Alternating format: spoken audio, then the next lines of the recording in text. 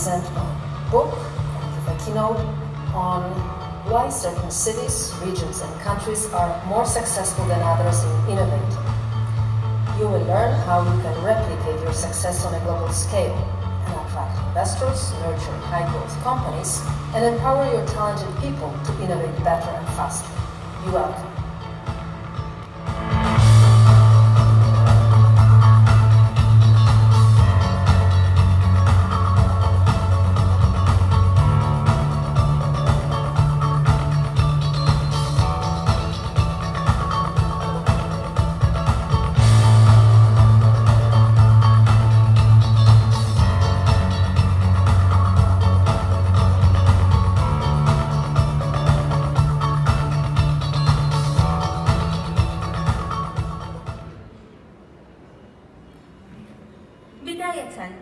نبدأ الآن فعاليات الجلسة التي تحمل عنوان الابتكار في الحكومات الذكية، وبداية ستتحدث الأستاذة داريا تاتاج الرئيس التنفيذي لتاتاج للابتكار عن محور العبرة السياسية لنموذج النمو الحديث، فلتتفضل.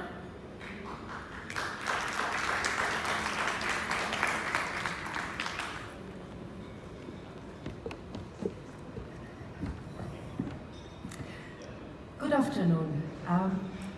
I am thrilled to be here because in today's world, when change comes so often, it's very important to understand why certain places, certain businesses, certain cities are more successful than others in innovating, and not only in innovating, but in capturing the value, meaning creating good jobs for people, creating good environment for people to live in, and create a future for the next generation.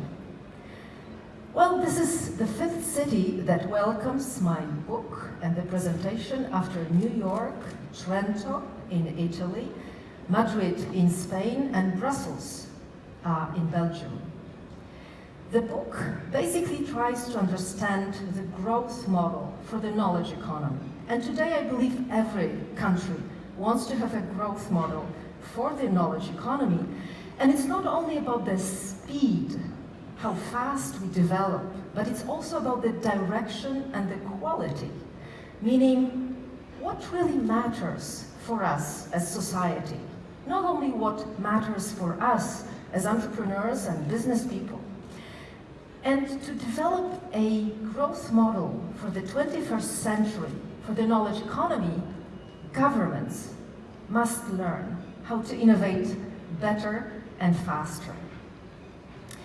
Well, let me ask you a question. What is on the cover of the book? Well, is it a bulb? A symbol of creativity, as for the Arab Innovation Summit? It surely is, because every innovation, every venture starts with the human creativity. We cannot acknowledge that it can be otherwise. It's the idea that starts a new project. But it's not only a bulb. Look, again, what do you see? Well, is it a balloon?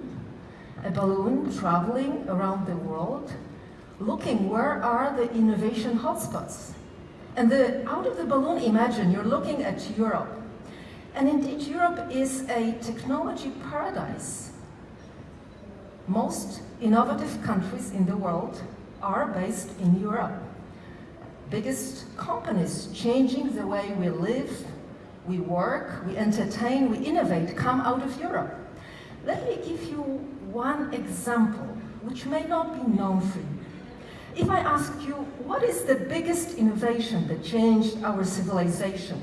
The civilization as we know it now, and that was not here 15, 20 years ago. What is it?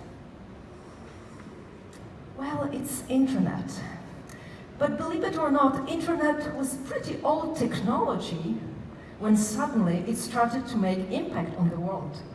And it started to make impact because there was a scientist at CERN, which is one of the largest European research infrastructures, developing a theory where our world has started.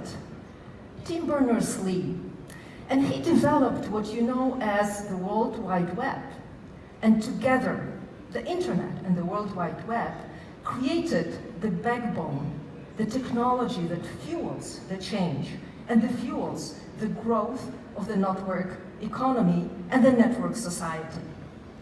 This is why I look at Europe, because it's the home of many innovations. And you know well that Dubai, how hard it was hit by the economic crisis which started on September 15th in 2008, when Lehman Brothers went bankrupt.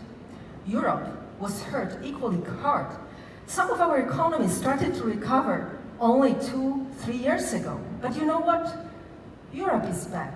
And you will hear about European companies and innovations soon. So what is actually happening in Europe? Well, we have developed a very different model that allows top innovation hotspots to be connected with the peripheries of innovation networks. Because look, not every city can have a great university. Not every city can have an ecosystem with venture capitalists, private equity, with investment banks. It's not possible. But every city, every emerging hotspot on the global innovation map needs talent, needs funding, and needs knowledge. This is why in Europe we managed to create an infrastructure, a network of networks that allows to the flow the mobility of people, of talented companies, of knowledge, the researchers, and of investors. Let me tell you more about this experiment. The way we look, what is an innovation ecosystem? It's basically a place when you produce knowledge, right? You develop something that was not there before. Out of the research labs, you come out innovations. Out of innovations come technology. Out of technology comes solutions. But if you have great researchers, it's important but not the only element you need. What is really underestimated is education. You need to understand that people and universities and lifelong learning is absolutely critical for the society to thrive, for an ecosystem to be delivering value and growth. But to do this, you also need another element. You need industry. Believe me, Silicon Valley would not be what it is. It's usually credited for a great venture capital ecosystem, but it thrives only because it has large industry. So we believe in Europe that innovation ecosystem creates a synergy between places where you produce knowledge, where you educate people, and when you translate this knowledge through these people into new products and services. It's very important. Innovation are not products and services, it's a process. Now, when you look at the structure of our society, it's about innovation networks. And what I just showed before is this type of an innovation networks. But you know what? In our world, identities have changed. Universities are not only places where you educate people, and research labs are not only places where you create knowledge. It's much more. Governments educate and create knowledge, and commercialize, become not only funding or subsidizing institutions, but become investors, impact investors, entrepreneurial states, governments drive this innovation. So this is a whole network ecosystem where all these things happen at the same time. And you can think it's a big chaos and it's impossible to engineer, to manage this. Well, in a way it's true, in a way it's not. Because actually, when you look at the global scale, and in my book I write about Europe, I write about the United States, Midwest, East Coast, West Coast, I write about China, and you know what? The pattern is similar. And in every ecosystem, you discover that you need the same components, and you discover that there are similar processes which make these components interact and create value. Then you suddenly realize that people cluster around certain industries, certain verticals, and you realize that actually what happens is the multi-layering of networks that creates that ecosystem grows and grows and grows. And what creates this growth, as I said before, are the flows. The knowledge that comes with patents, that comes with technology, But technology has become a commodity. You can buy it today, you can copy it today, you can re-engineer it. But it's very much more difficult to tap up on the tacit knowledge that comes with talent. Again, education is the key to the growth model for the knowledge economies. Well, in my book, I talk a lot about theory of this society because the preface to the book was written by Professor Manuel Castells, the Holberg Prize winner. Holberg Prize is nicknamed the Nobel Prize for Social Sciences and Humanities. And he developed a whole new way why we behave as a society empowered by those technology today. And this can be projected how we will behave in the future. Now, in Europe, we have great universities. We have amazing research infrastructure. We also have leading world industry. And still, we believe that we could do much better, especially now, when Europe is back on the growth path.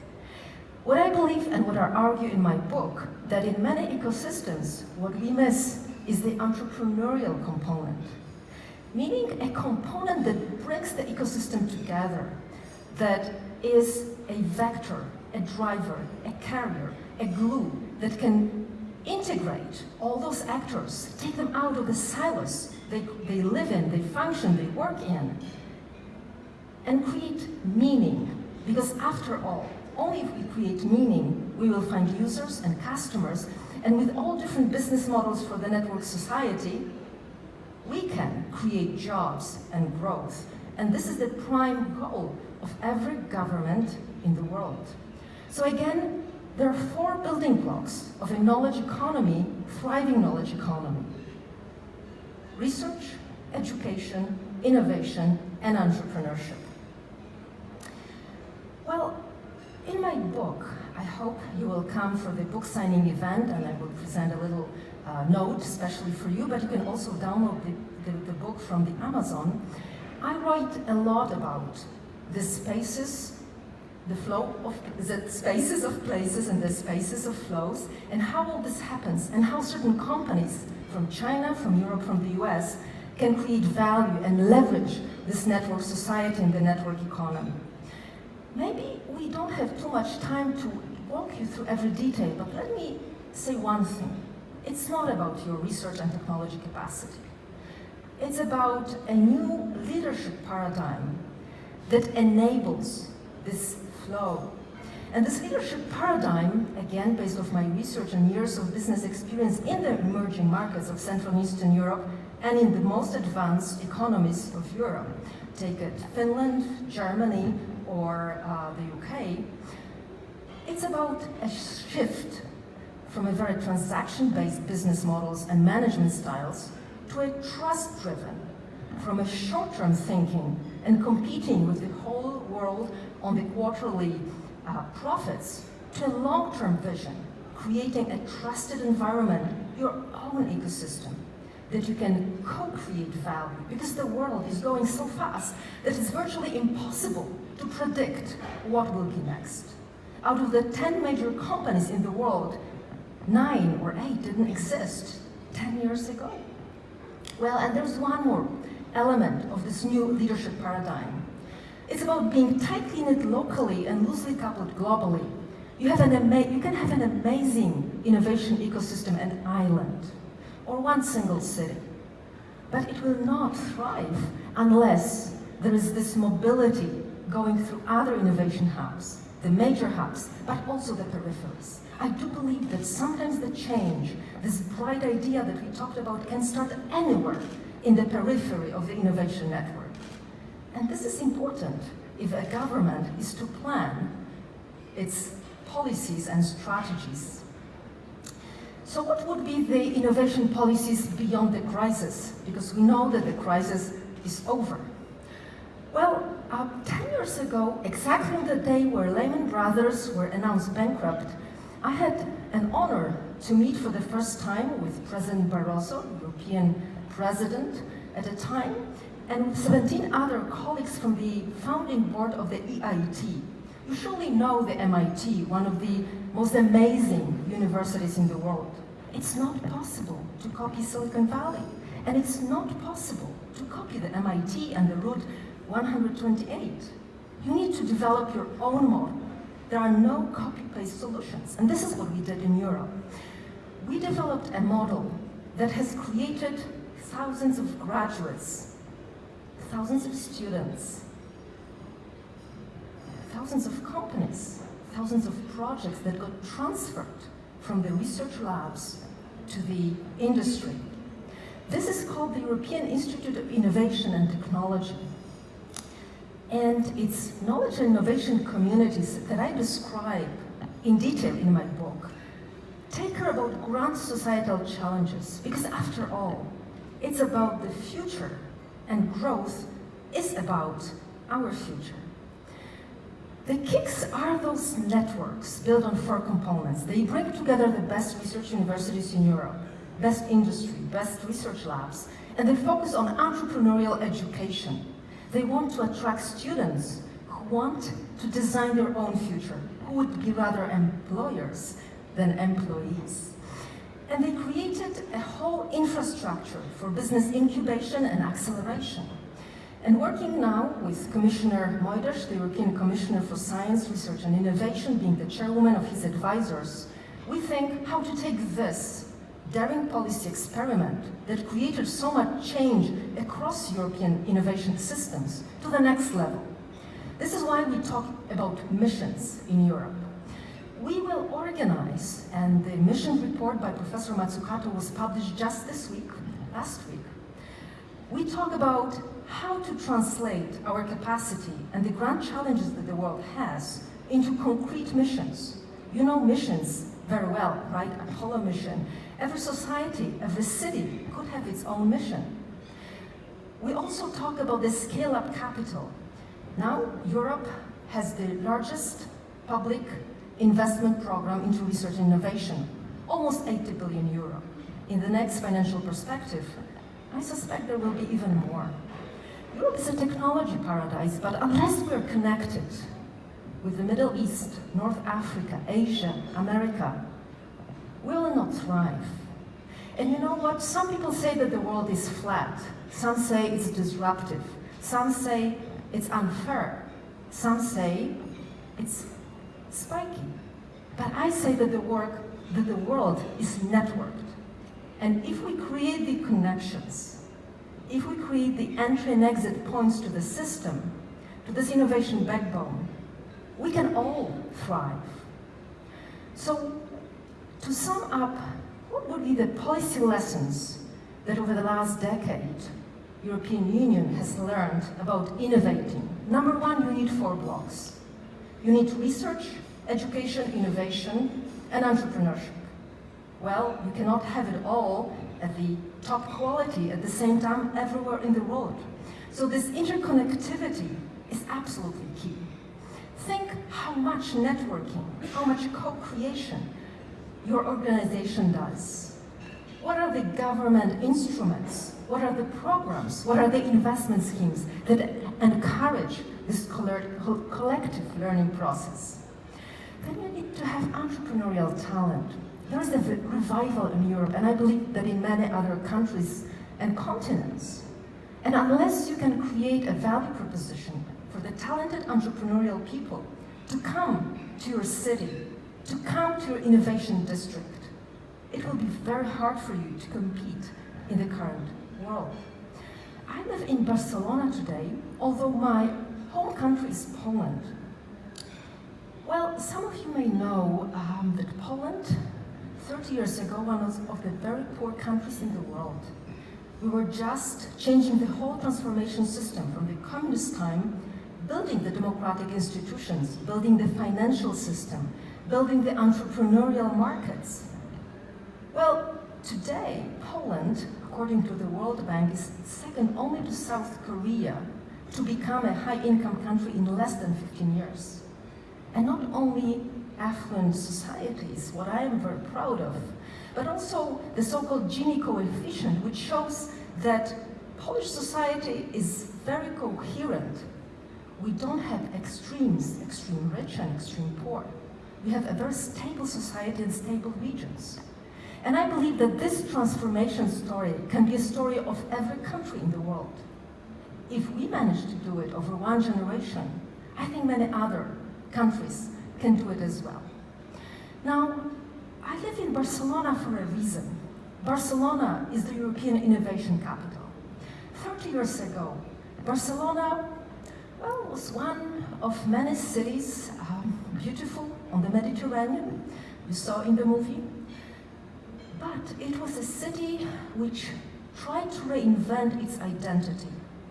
Pretty smart, the government of the city designed an innovation strategy and decided to transform an old post-industrial zone, and Catalonia was the original hotspot of industrial wealth of the whole Spain.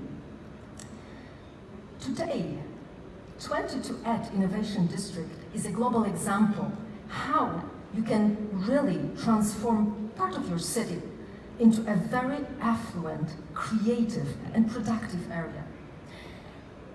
Together with one of the largest global events for cities, the World Smart City Expo in Barcelona, we work with other cities, bringing them in and helping them rethink their strategy, learn from Barcelona, and spread the model.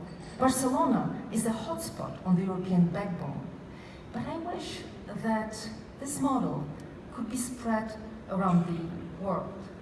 It will be if the governance model is different, because after all, well, governments are paid for taking good care of taxpayers' money. It's a control model. But how you deal with control model in a world that is so unpredictable as our world? Well, governments need to become more entrepreneurial, as my colleague Mariana Mazzucato says. Governments have the role to play, to collaborate with industry and with society, and have this new growth model for network economies develop.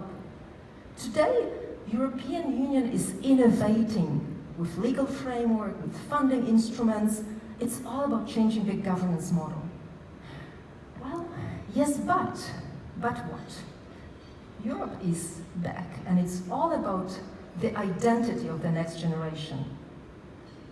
Our next generation, and your next generation.